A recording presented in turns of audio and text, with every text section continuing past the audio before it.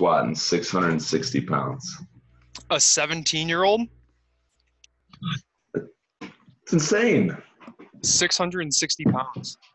I lost you. Oh, can you hear me or no?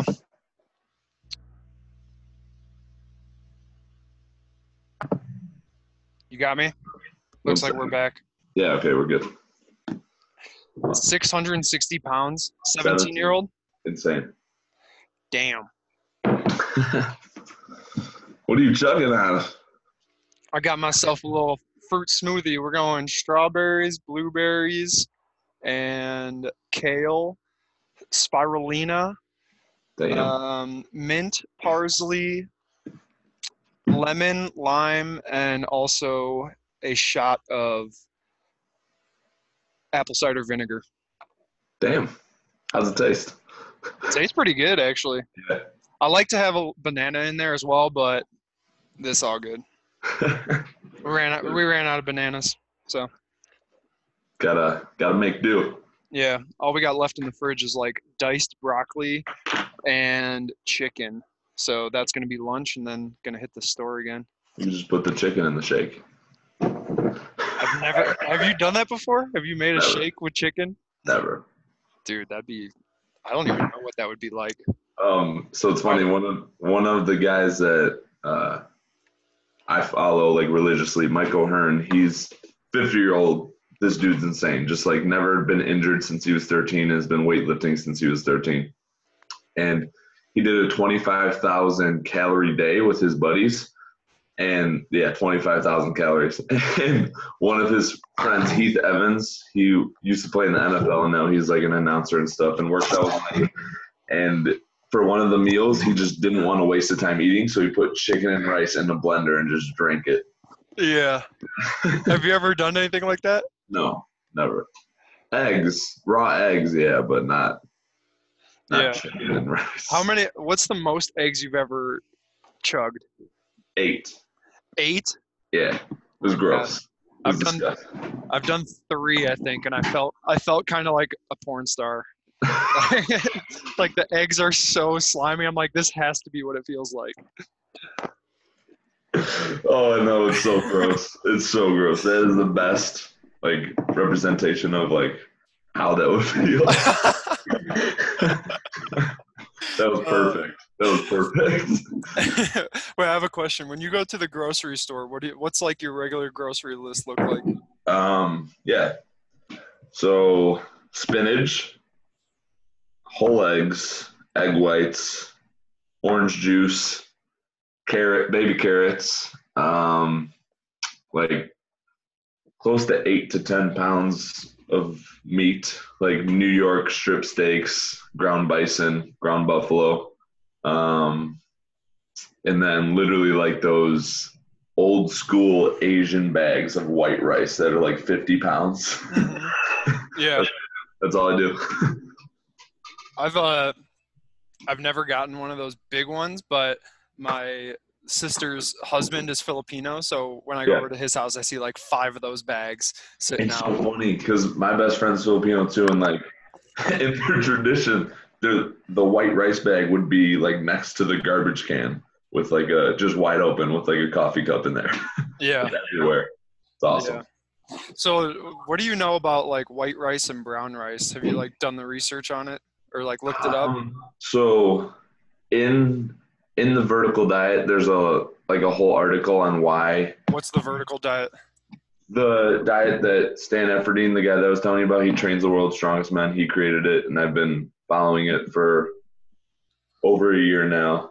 And it's like a 14-page book, and he has links describing on why red meat's safe for you and how people think that it's bad for cholesterol, but it just all this stuff. It gives you all the information.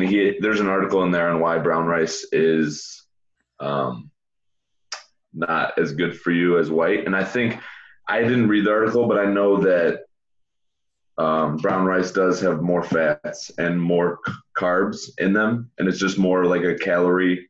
There's just a lot more calories within them. Did I lose you again? Or are you good? No, we're good. Just the video is going in and out. You good? You there? Yeah, can you hear me? Can you I hear me? lost. Yeah. No, it's funny because like the video kind of freezes, but your voice sounds fine. Oh, okay. Yeah. I should read it, but I just know that there's more like additive stuff in it that's really not needed, and white rice is just straight carbs and proteins, and it's the fastest absorbing carb that your body can intake. And there's gases in brown rice that our body can't digest, like a lot of it. Once you consume a lot of it, like your body can't digest some of it, so there's some gases in there and stuff, and it just disrupts like the digestion Hmm. process. That's interesting because I've heard so many different things. Like some people are religiously brown rice, and then some people are like, no, dude, brown rice is bad, white rice only. So it's And always interesting to hear the different perspectives. yeah, and I did brown rice for a long time, and like I mean, I still saw results, and it filled me up, and it was great. But ever since I switched to white rice, I'm always hungry. Like no matter how much white rice I eat, I'm always hungry, and that just tells you that my body's absorbing it so well and boosting my metabolism. Hmm. Yeah, when I lived with Cody, we ate like chicken, rice, and asparagus every Yeah, day, and we just got swole, dude. That was yeah. when I was living with him. I hit my like PR on bench, which was 315, which I'm pretty proud of. Hell yeah, And huge milestone. yeah, so that's the most I ever got. I don't know if I'll get back there anytime soon, considering I'm trying to qualify for Boston Yeah, now. But running like 1,000 miles. yeah, dude. So, but I am getting back in. I'm getting back into lifting actually. Cool. So after, I mean, I've always lifted, but now I like want to like actually get back into it over the next month so that I Yeah. can build my muscle back up. But it's kind of interesting.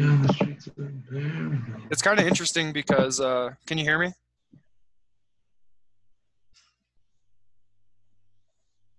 There you are. What is happening, man? Are you in the same spot you were last time we Yeah, I talked? am. I am. That's weird because I am too. All I don't know what's up, but right. What did you want to talk today about? uh, what were we talking about on Instagram the other day? I forget. I was just gonna look at that, but I learned a new skill that I wanted to talk about briefly. Just Yeah. how like so I've been reading the Tony Robbins book that I was talking about. Mm-hmm. He was talking about power of questions, and then the next chapter that I just finished was the power of words, and like he was pretty much just saying, if you think about it, what are the words that you use to describe your basic emotions?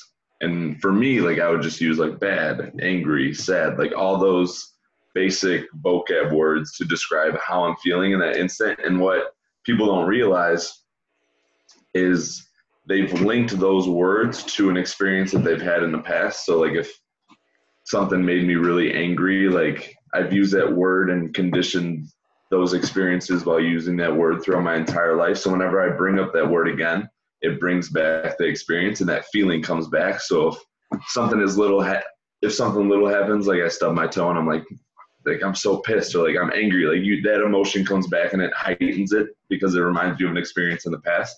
So now I've been practicing like if I were to stub my toe or something bad would happen, instead of saying I'm pissed, which would heighten my emotion state in a negative way, I say, man, that really peeves me. And it sounds so ridiculous and stupid, but it makes me laugh and I instantly don't feel pissed anymore. Yeah. It's so cool. Yeah, that's a good way to put it. Get at that, and it's kind of interesting because I read the Daily Stoic today. Do you read the Daily Stoic? No, what is that? It's basically like one page a day. And have you heard of Stoicism? Yeah. So basically, they're like ancient philosophers. It takes quotes from them, and then the author elaborates like his view of it, and so it just makes you think. And today's was "Calm is contagious." I'll read it to you. So this is June 20th. Calm is contagious. If then it's not that the things you pursue or avoid are coming at you, but rather that you in a sense are seeking them out, at least try to keep your judgment of them steady and they too will remain calm, and you won't be seen chasing after or fleeing from them. So there's this maxim that Navy SEALs pass from officer to officer, man to man in the midst of chaos, even in the fog of war. Their battle-tested advice is calm is contagious.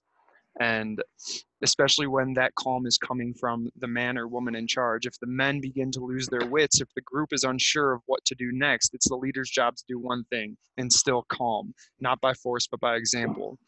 So that's who you want to be, whatever your line of work. The casual, relaxed person in every situation who tells everyone else to take a breath and not to worry, because you've got this. Don't be the agitator, the paranoid, the worrier, or the irrational. Be the calm, not the liability. It will catch on.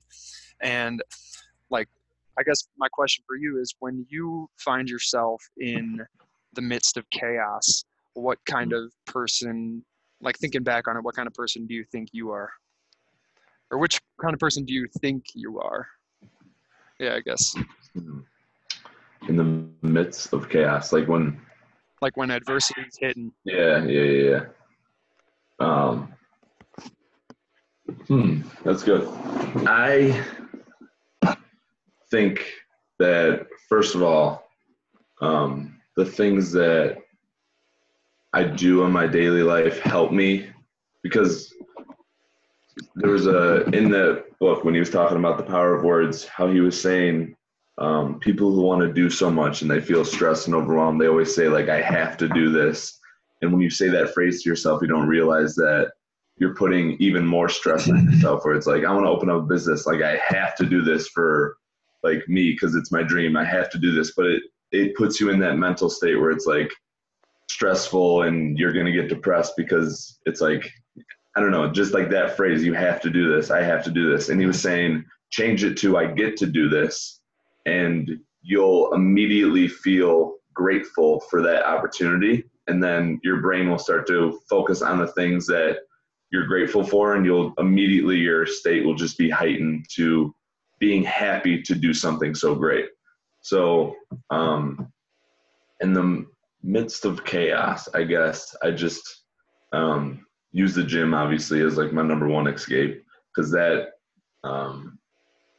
just helps me get mental clarity, and it helps strengthen my mind and strengthen my body, which makes me more confident in situations that I would feel chaos and would feel adversity. But have you ever had a friend call you super stressed, or like something just happened to them and they're in this like heightened state and you've had to calm them down?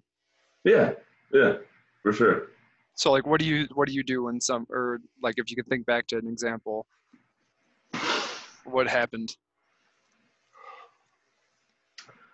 Honestly, just be there for them and have them talk to you about their experience. And then I would relate, because growing up, I just always felt alone. And that was like, I mean, I would walk around my neighborhood at like 3 a.m. hoping someone bad would do something bad would happen to me, so I didn't have to do it to myself, because I was like extremely depressed and just like, when I was younger, that was like the roughest time of my life.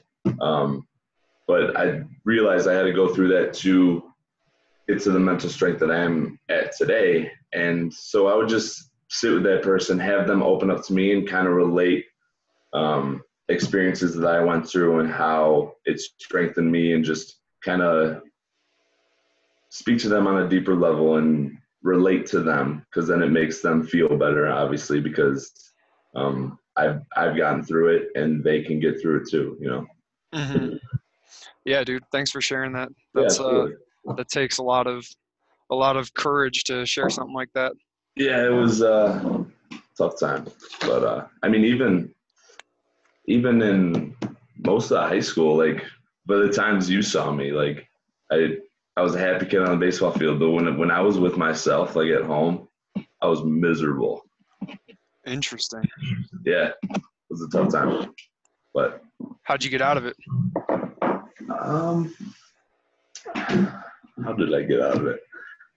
Honestly, there was one night where I was walking. It was like 4 a.m., just could not sleep, and something clicked. in my brain, and immediately I was just like, tomorrow I just need to demand more for myself, and I need to stop trying to physically change my body to, because like I was really skinny growing up, and like I always thought that's why I wasn't really making friends and I wasn't in the cool group, because like it's just this scrawny kid. So I was always focusing on what I need to change myself physically to get to that point. And then something clicked, and I was like, you know what? Honestly, I don't even care. Like if me being close with those people, it needs me. What am I trying to say? If me to be friends with those people, if I need to change myself physically to be friends with those people, then I don't want to be friends with them. So something clicked in my brain that I just need to focus on my own mental health and just get more confidence in who I am as a person. And that's when the gym started, because that gave me a lot of, I think what people don't understand, like they think I go to the gym because I want to be some huge guy all the time, but my obsession started when I was younger because of how it mentally changed me. Like, because you challenge yourself in the gym all the time, and there's these little breakthroughs that your brain has in the gym. So, I mean, the physical benefits are great, but I do it because it mentally makes me stronger. Without it, I'd probably be dead today. Yeah, dude, I mean, that is so key. And I think the gym is a great place to kind of gain confidence, but not because you'll look better, because mentally you'll be better when you leave the gym knowing that, oh man, like, I got a workout in today.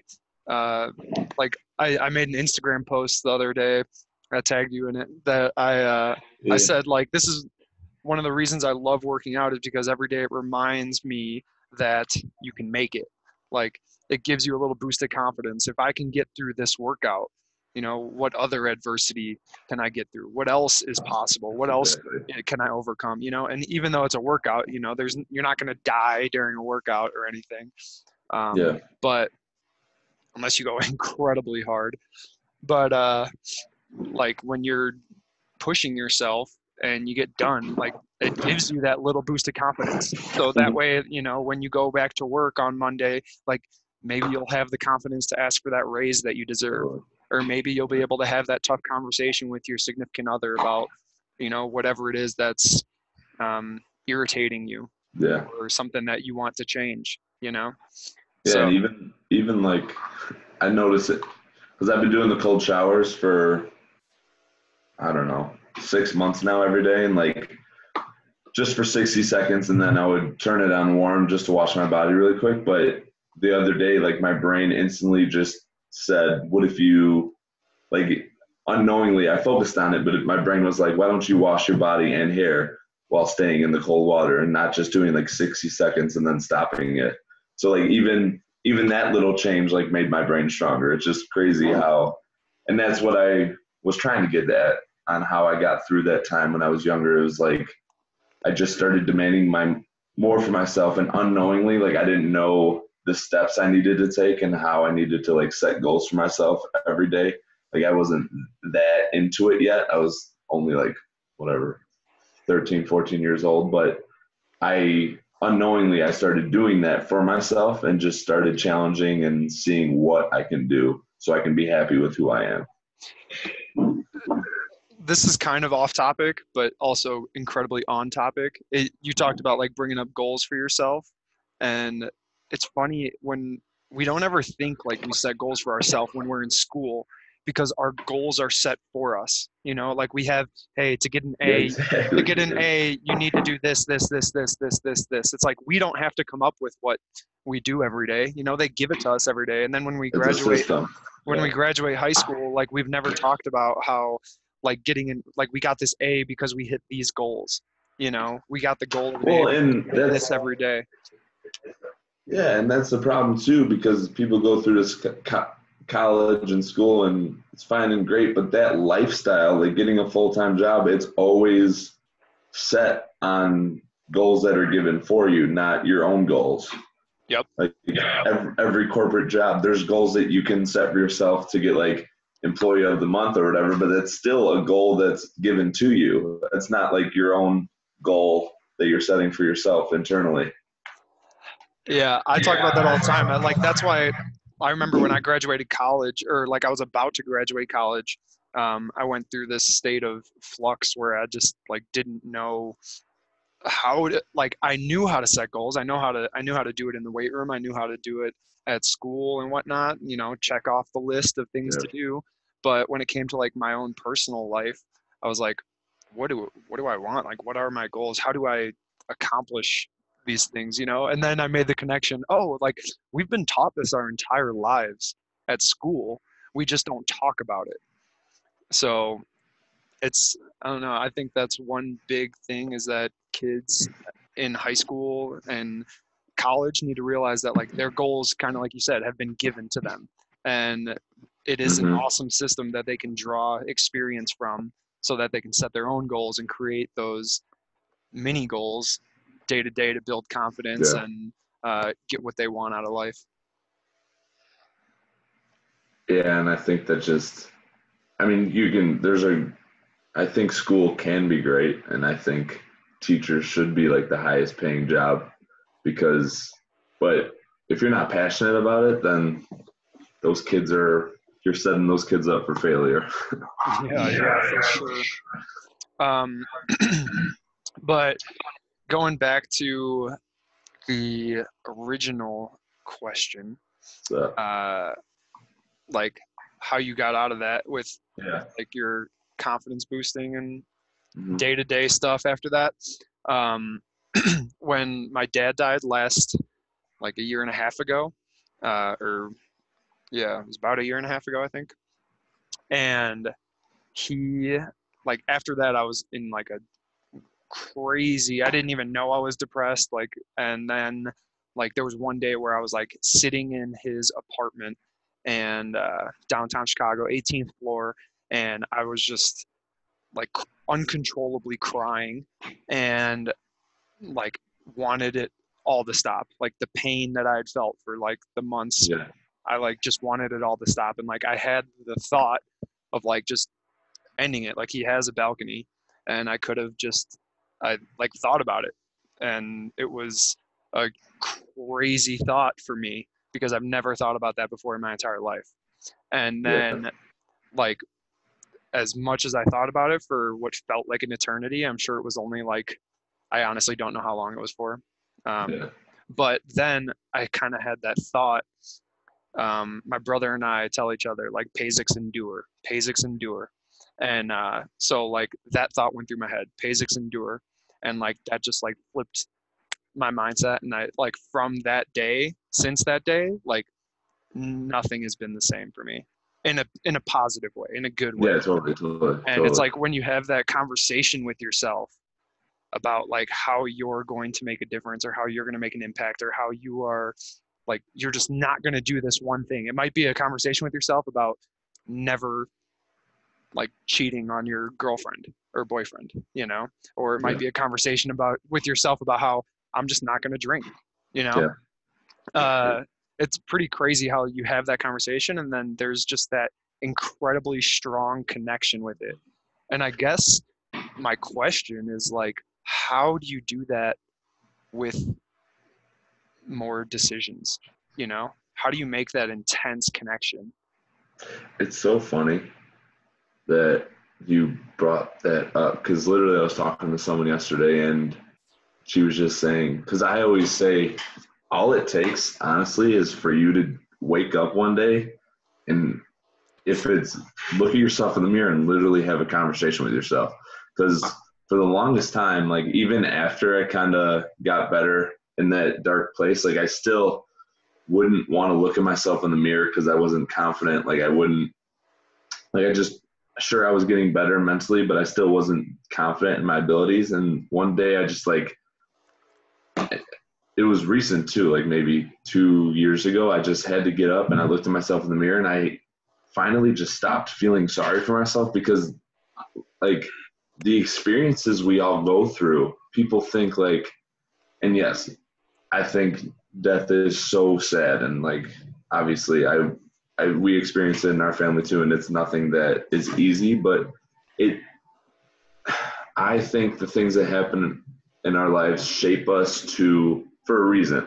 And for me, I went through what I went through in order to unlock a level within myself to reach more people. You went through that experience for you because what you're trying to do can help. So, I mean, you can, just that experience alone can reach thousands of more people because you've experienced it and you're strong enough to talk about it without breaking down and like feeling that sense of sadness, because you know it's made you so much stronger. And like your dad played the amazing role in your life and set you up for this, and you know his spirit is within you in such a stronger way, you know, and you can reach so many more people with that. Well, I think the key word there is like stronger, and I think that this is for you too. Correct me if I'm wrong, but like you don't see that as a moment of weakness. You see it as a moment of strength. Well, not anymore, and that's what I mean. People, I think, go through their lives thinking that it is their weakness, and they don't have that conversation with themselves to realize that, like, they don't sit down and realize what their real passion is. And once they do figure that out, then they could finally realize what they went through is because it's shaping them to be stronger in what they actually want to do in life. But they don't figure that out, and they do this corporate life and this, which, I mean, corporate life for some people is their passion. Yeah, if that's what they want, you know. Exactly. But like when you truly sit down and realize what you want, then I think that's when people can finally realize that what they went through was for them, for that passion. You know? Yeah. Why is it important to get better every day? Why is it important?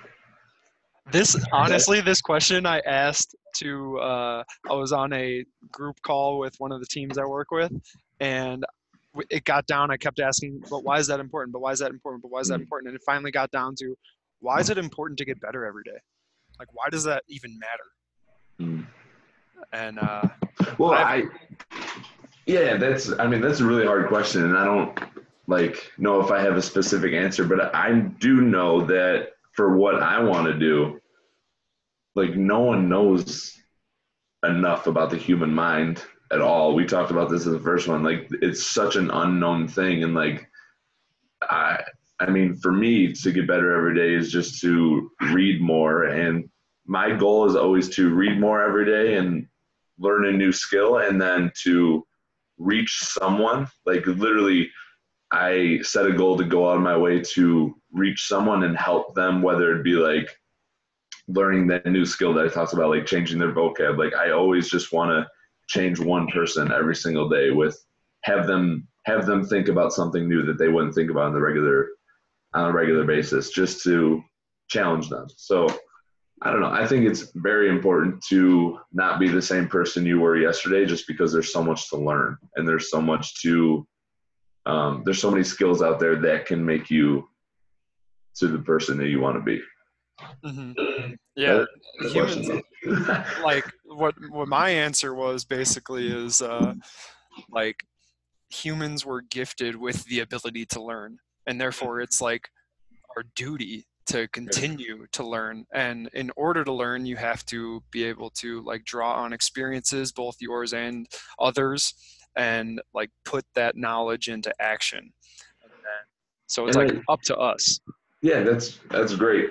And I also think that there's like no human connection anymore, ever. Like, when I'm doing my 10-minute walks, I'm like, I leave my phone in my house just so I could walk past someone and say fucking hi, but their heads dug into their phone. They don't even look up, and it's like, that's like, I think people need to focus on that. Like, yes, internally, but what gets you to be happy with your life is human connection, like connecting with people, because it unlocks conversations. It helps you to think. It helps you to, get out of your comfort zone by talking to someone. It's sad that people talking to a stranger is completely out of their comfort zone these days. Like, that's scary.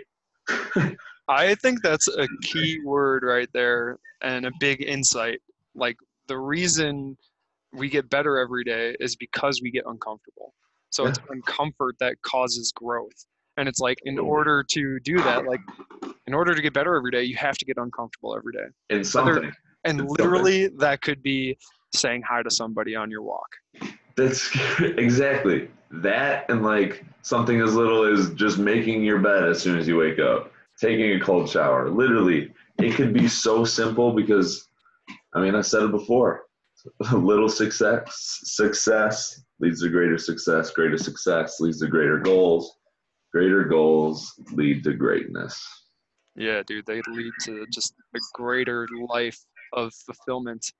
And yeah, people think that they need to start so big, and it's like, Oh my gosh, yes. I have a good, okay, go on, but but yeah, I was gonna end it there. Like people just when they think about goals, they immediately their mind goes to opening up a business or thinking so large.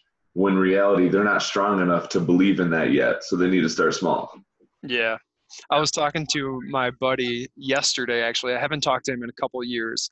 And Stuart, if you're listening to this, I'm calling you out, big dog. Um, we get on the phone and I was like, hey man, like what's going on? How's it going? Blah blah blah. He's like, oh man, like I got all this great stuff going on. He told me about how he's doing all these different things. I don't know if I'm allowed to say it, so I'm not going to say Yeah, what he's doing. But he asked me, or he told me about how he wants to really change his diet and like work out more. And I said, okay, well, like what's like one thing you can do to like improve your diet? And he goes, dude, honestly, man, I just need like a total makeover. I need like a whole reorganization of my diet and lifestyle. And I was like, dude, don't worry about all this stuff that you have to do. That wasn't my question. I said, what's one thing yeah, you want to do that you think can help improve your diet? And he goes, you know, I need to drink more water. And I said, well then, drink more fucking water. Like that's all you need to do. You know, seriously, like you just do one thing. You don't need to make a huge drastic change, you know? Just make one change. Just yeah, do one thing. exactly. And like I'm not what I said before. I'm not saying that people shouldn't set like large goals. I think that's so important. Like you need to have those aspirations and those dreams, but if you don't believe in them, then it's pointless. And if you don't condition your brain to accomplish little goals first, then it's pointless. And people just immediately they think of goals and they think that it needs to be some huge thing right off the bat in order for them to get stronger, and it's not. No. Yeah, all it takes is one change. Like even him drinking water, he might feel so much better doing that, and then that'll since he feels so much better, that'll lead to a different change. Yeah, and that one thing will lead to another. You know, it's like dominoes. Exactly. And funny thing about dominoes is that like a domino can knock over another domino 50% larger. So That's imagine true. if That's you true. have a I like tiny that. little domino, um, like who knows the potential growth. So pretty interesting. That's cool. And also one of the thing on Instagram that we talked about, we're like, yo, let's talk about this on the next call. Yeah, yeah. Um, it was, would you rather be a person that said, I wish I did, or I'm glad I did, or I wish I had, or I'm glad I did. Okay. I like that. I know. So like that's so key. Like there's so many people out there that are like, oh man, I wish I would have done that. How many older people especially have you talked to that you're like that they said, oh man, I wish I would have done this when I was younger. I wish I would have done this. I wish I had done this. It's like, nah, dude, you can't. Like you can't Yeah. you can't had done something now Yeah. that happened years ago, you know? And I think that all starts with falling into your comfort zone. People get so comfortable that they think that's what's happy and that's where life lives, but and then they realize when they get older it's like I should have taken that opportunity because like they wish they challenged themselves because they know they're much stronger than that, but society has shaped their brains into thinking they're not because they're happy in this comfortable lifestyle. Mm-hmm. Yeah, my girlfriend and I have been talking the last couple of days about there's this quote that says step forward into growth or backwards into safety, step forward into growth or backwards into safety. And now, like with all of my emails that I send out at the bottom, instead of saying like, talk to you later, blah, blah, blah, whatever, I say, step forward into growth, Tyler. Like, Awesome. not just because I want them to step forward into growth, but it's a constant reminder to myself as well. Like, dude, keep stepping forward into growth. Like, Yeah, well, now in my first Krog talks, when I was talking about you, I was saying we're all in this line. Like society is in this line, and people are afraid to be the one person that steps forward, or even the one person they're afraid to step back and to realize what they actually want, and to take a look at that line and be like, that is not what I want at all, and then they jump forward. have you ever heard of the allegory of the cave? I don't think so. So the allegory of the cave, basically, let's pretend there's 10 people standing in a cave looking at a wall, and they can see their shadows on the wall, and they're shackled with their hands and their ankles are shackled together.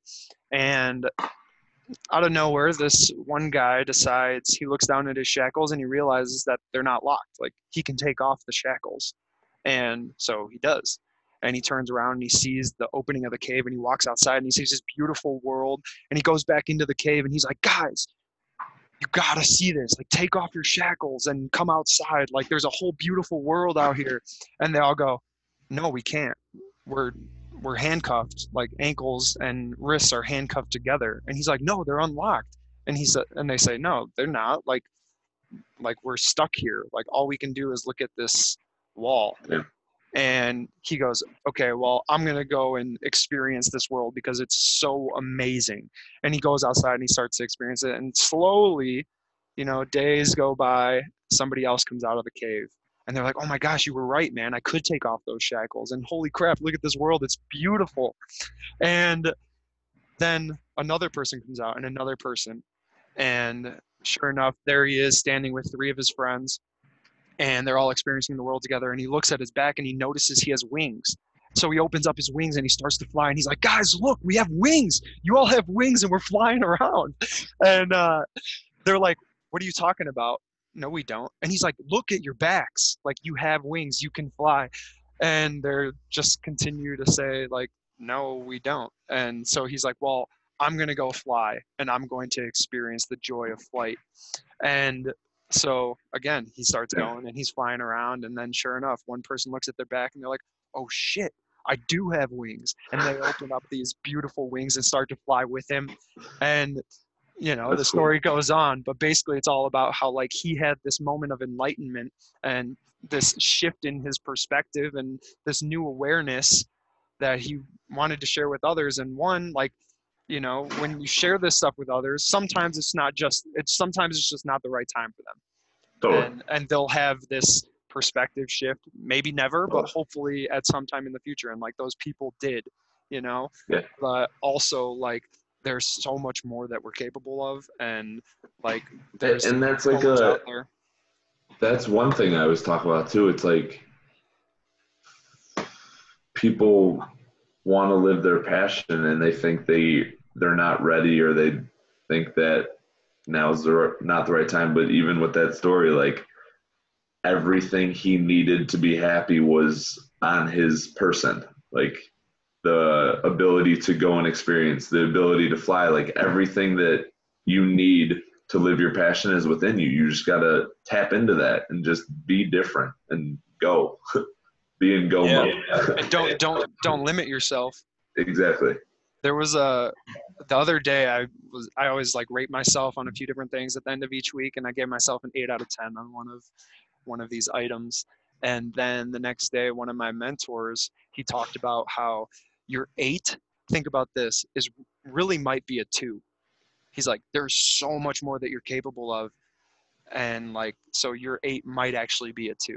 And he wasn't saying like, I think people might get confused when I say 8. They're like, oh, that's a B. That's pretty good. And a 2 is an F. It's like, no, I don't really look at it like that. I just see it as more of like potential.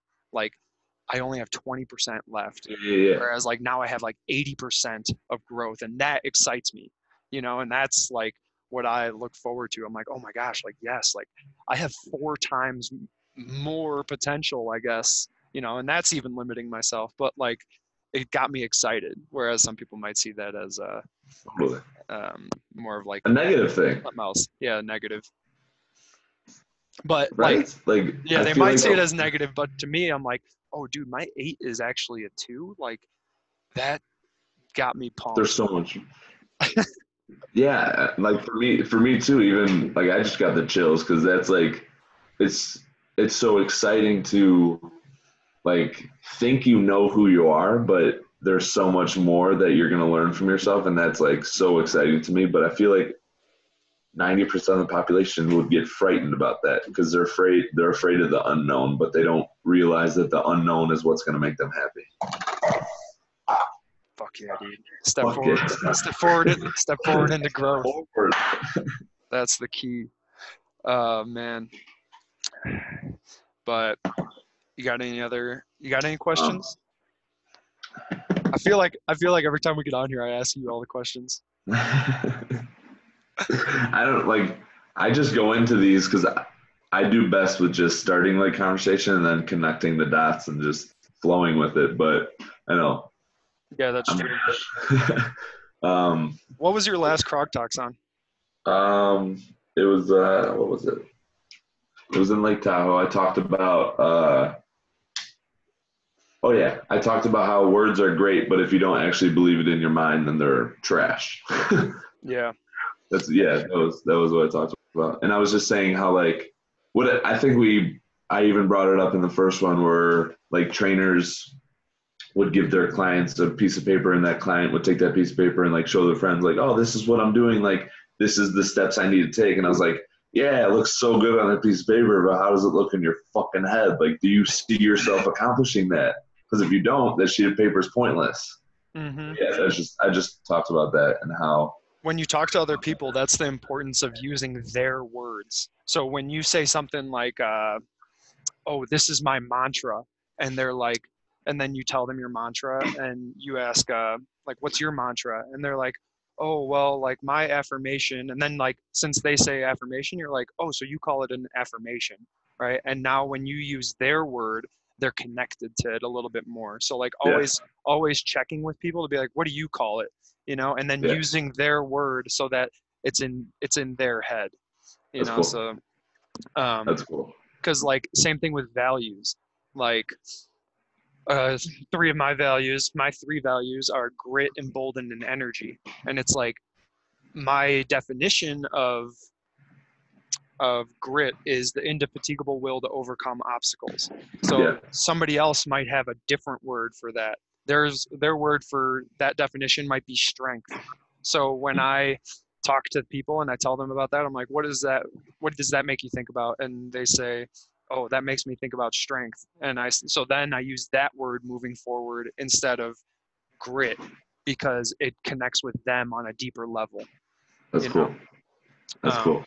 yeah, I got that from my mentor, Greg Warburton. He's been in the counseling world for 40 plus years. He just retired, but he wrote a book called Ask More, Tell Less, and it's all about question asking. And he is a master communicator. You gotta It's send me a link to that. I wanna check it out. Yeah, I will. Cool. It's good. And at the back of the book, he has like 30 pages of literally just questions you can ask. That's amazing. I know it's insane. It's so funny. Like he is just one of the most interesting people I've ever experienced. That's awesome. How has anything else changed after the 100 miler? Body feeling good? Yeah, body's feeling good again. Back out Yeah. training, which is nice. Did 8 miles the other day on an empty stomach with no water, and it was hot, and I hated it. But Why I made the it. fuck would you do that to yourself? Well, I don't know. I thought it was going to go better. When I left the house, I felt really good. And then about 2 miles That's so in, funny. my stomach started cramping up, and I was like, "Oh man, maybe I should have ate something before I left." I did it with my girlfriend, and we ran down to the Broncos Stadium and back, which is about 8 miles. And Yeah, where do you live now? Denver. Cool. How Yeah, long you been there? about since the end of March. The end of March. Okay. Yeah, Cool. yeah. That's awesome. I think we're gonna be moving back to Chicago here soon now. So we can do these talks in person. Yeah, get together. We'll set it up. We'll get a sick podcast set up or Yeah, something. we should. We should. I was Especially in gonna say, Chicago. There's so I many know. interesting people there that we could have on too. Oh, I know, 100%. I mean, even there's one guy that you would love to, and I'll definitely be sharing this with him, so he'll hear it. But DeAnthony Evans, he works out at Lifetime where I work out, and I forgot the specifics. I got to pull it up, but he was a cancer patient. Yeah, here we go. He was a terminal cancer patient, had 385 tumors removed from his body, 11 9-hour operations back to back. Like, this dude is a walking miracle, and he's just amazing. So he's definitely like got to be our first guest. I don't know what else to say besides holy shit. That's right. Like, literally, if he doesn't, and he works out every day nonstop because he literally like trains to live. If he doesn't train and he doesn't go through that like daily routine, he could still die. Like, there's still tumors. It's insane. Like, man. I'm excited to dig into hype his. him up because I want him to talk about it when we get him on. But he is a walking Superman. Yeah, I'm excited, man. I'm interested in digging into his brain a little bit. Yeah, and like he's vegan and like super smart about wellness. And he's the guy who taught me the phrase where I brought up in the first episode when I was talking about like food on the shelves, and it's like we think that they have a living life of 8 years on the shelves, and we think that can digest in us in 8 hours or something like that. Like, he taught me that. He's really smart about all that, so it's really cool. I've heard this quote: "The longer the shelf life, the shorter your life." How you like that one? Yeah, that's good. But I just had a thought go through my head though about like picking his brain. I realized, so lately I've been reaching out to all these coaches across the country and world, and I realized that like at first I kind of came at it more of like professional and like, hey, I would love to talk to you about this, and this, blah blah blah. And now I'm just like, I really just want to pick your brain for like 15 minutes on stuff. Like, would you be up for it? And it's through LinkedIn, so some guys are like, no thanks, because they probably think I'm like a sales guy or whatever. But I was like, no, dude, like I really just like asking questions and picking people's brains and seeing what makes them tick and like what strategies, especially coaches, what strategies they use to help build confidence, leadership, culture within their own team and within themselves too. Yeah. So it's which makes me think about this other coach that I just got off the call. Actually, not just got off call. It was a couple of days ago, but he's a really good coach over in Iceland, but he is really good at coaching his team. And then the thing that we're working on is coaching himself. You know, like the stuff that he's telling his kids to do, actually having him put that into action. So there was two things I want to bring up. How you said you were running on an empty stomach, and at first how you felt great, and then it was like, fuck, it sucked. And it's so funny to me because when I post my crazy Instagram stories about me going to the gym and I'm yelling and I'm like just being a psychopath, like after I post that, 10 minutes go by and I'm like, fuck, I don't even want to be here. Like, it's like people always think I'm this high energetic person, but I literally like sometimes struggle with being in a place that I love to be at. And it's just, some days you have it and some days you don't. And another thing with my captions on my Instagram, sometimes when I'm like telling people to be great and all this stuff, I do that because it's holding me accountable, because it's things that I still need to work on. Like, I'm not doing it to help. I'm doing it to help people, but I'm doing it to help myself because I struggle with it a lot too. And I don't think many people realize that. It's like they see this person with high energy and they think he's always happy all the time, but I'm doing it because I struggle so much too. Yeah. Well, I talk about that with teams. Like when a team, this happened with one of my teams this past season. Like I was sitting there in the dugout with them, and a guy made a bad throw in the field, and one of those dudes was like, "Oh my gosh, like he sucks."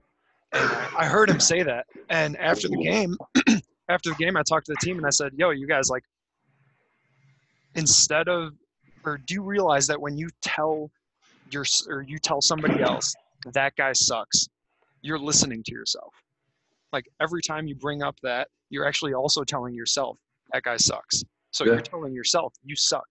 Like, do you Yeah. realize that? Instead of being like, hey man, good throw, way to take it, way to, what did I say? It was like, good throw, way to take a risk, or way to give it your all. Way to give 100% effort. I think that's what I said. Like now you're instilling in yourself 100% effort is something that we like, and there's a lot of research coming out about how positive, like being positive with yourself over and over and over again, and seeing the positive and only talking about the positive literally rewires our brain, because we have this negativity bias that just like throughout evolution, we've had this negativity bias. And so now it's up to us to rewire, reconfigure.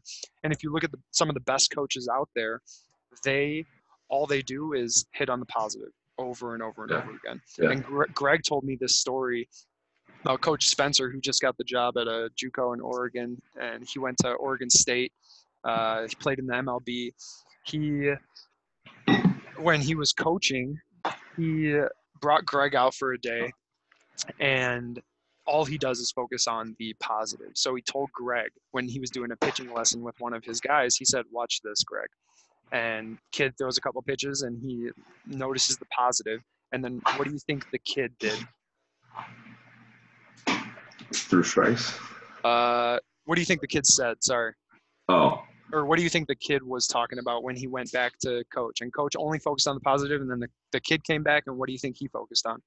All the stuff that went right. All the positive.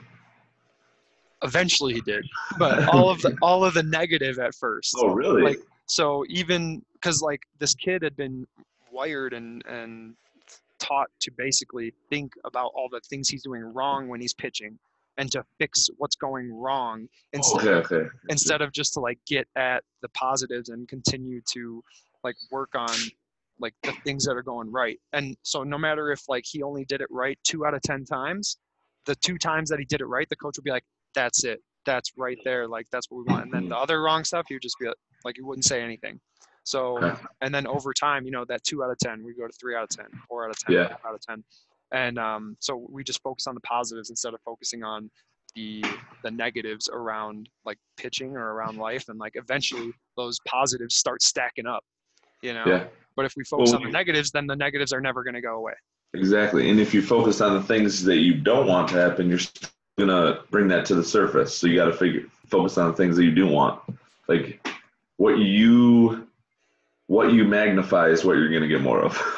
Thoughts become things, man. Yeah. What did I want to say? Oh, and about the kid that said, oh man, that guy sucks. And even for me, I've experienced, I think everyone experienced, but now it's like so strong today. Everyone's comparing themselves to someone, and like, whether it's just for a split second to put you higher than someone to make you feel good for that like minute maybe, but like over time, that's just going to wear you down and just make you miss the importance of human connection and realizing that life is about helping others, not impressing others. And people are just constantly comparing. Yeah. I mean, that's one of the reasons I tell all my athletes and clients, I'm like, audit your Instagram, dude. Like, if you're scrolling through your Instagram and you're just seeing pictures, I don't know if I talked about this last time, but if you're just scrolling through your Instagram and you're seeing pictures of girls with nice butts, and then you go home and you look at your girlfriend and you're like, oh my gosh, she doesn't have as nice of a butt as that girl on Instagram, and then you start you start tearing her down unintentionally. Yeah. And things like that. Or like, I don't know if you do that. Like when I see, I only follow, I did that myself, obviously. Like I went through, I audited my Instagram. I don't follow anything that makes me think negatively or do those things. So, but I'm searching for where I was going right now, but one of my friends, this is what I was going to say. With like working out, it was a question. One of my questions is that like when you're going through, and you follow a lot of lifting accounts, right? Yeah. When you see this kid this 17-year-old hit 660 on squat, like, what do you immediately think? Like, is it like, fuck, man, I don't like, I can't hit 660, or is it like, I don't know, tell me what it's like. So that would have been me a year ago, but now immediately I was like, I want to fucking meet this kid and know how his brain works, because to be 17-year-olds and get under, let alone 315 pounds, you need to have some sort of thing going on in your brain. So I want to meet this kid. Yeah, I follow a lot of powerlifters right now just because people see that and they're like, oh my God, so bad for your back. Like, they're not stupid. They're able to do that much weight because they follow the proper coaching and they know what to do with technique and form. And it is like, even for me, like, I consider 405 a warm-up weight. Not really, but like, I'm just saying, as soon as 405 even is on the bar, like, I squatted it 1,000 times. Like, I still, like, my heart beat fast. Like, it's not easy to get underweight thinking, like, having that You have thought. to take it seriously. Yeah, it's like, if you miss one step, like, that's a lot of weight that's on your back that's bringing you down. So I follow these people because it motivates me, because they're taking that risk and taking such a massive mental jump. Like, it's impressive. And like, at first I followed all of them and wouldn't even like their posts because it's like, oh, I want to beat them. But now it's like, I'm cheering all of them on, and I love it because it motivates me. And I'm not even trying to do all that weight anymore. I'm just trying to, obviously I want to become the strongest I want to be, but I don't want to be a world record power lifter. I want to be my strongest form mentally and physically. So I just follow those guys to keep me accountable and motivated. And it's all about, like, just being better yourself. Like, and those guys should motivate you and inspire you, like, that sort of thing. So I'm a big proponent of making sure, one, you follow the right people, and two, Totally. that, like, you're looking at the people that you do follow with love and admiration, and being Totally. like, and building those And positive and productive thoughts. what makes me laugh so much is when I post like a story and I see people viewing my stories, like 50 of them don't even follow me. And like, I don't know, it just makes me laugh. And there's a lot of people who follow me and are like the people that engage with my posts the most, but they never like it. So it's like, if you're not going to like my stuff, then don't follow me. Because obviously there's, right? Like, I don't know if I'm the only one to feel that way, but I think when I see that, I only feel negative thoughts. It's like, they're looking at my post and they see it, but they're not liking it because I don't know. They think I'm a douchebag, or I mean, they might be looking at it and then getting something from it, yeah, and then they move on. You know, some people just aren't instinctively hitting like, you know. I just think if you're gonna follow someone, have it like, I'm using Instagram as like an engagement opportunity. I comment on. Dude, I could talk about this all day. I comment on all the people that I follow's posts because I love it and it motivates me and hypes me up. So when I see people following me and not engaging, You're using it intentionally. You're using it intentionally. Yeah. You're assuming that everybody's using it intentionally. Yeah, that's true. I just think it's pointless. Like, because I was on is engage people. Yeah, exactly. So you're using it intentionally, whereas most people are just scrolling through and seeing your shit and moving on. Same thing here. You know, like, the other day I connected with this coach on LinkedIn, and I asked him to get on a call, and he goes, "No, thank you." And I asked him curiously, I said, like, why did you connect with me? Why did you accept my connection if you don't want to actually connect? You know? So I love that you're that type of person. That just makes you, because like, I don't know, that's just funny to me. I can totally see you doing that. Hey, I got to get on another call, but we should pick up right here on the next one. Maybe with is it D'Anthony? D'Anthony, yeah. Hey, can you have 3 people on this? Yeah, you can. You can. All right. Cool. I'll stay in touch, brother. All right. Talk to you soon. See ya. Yeah.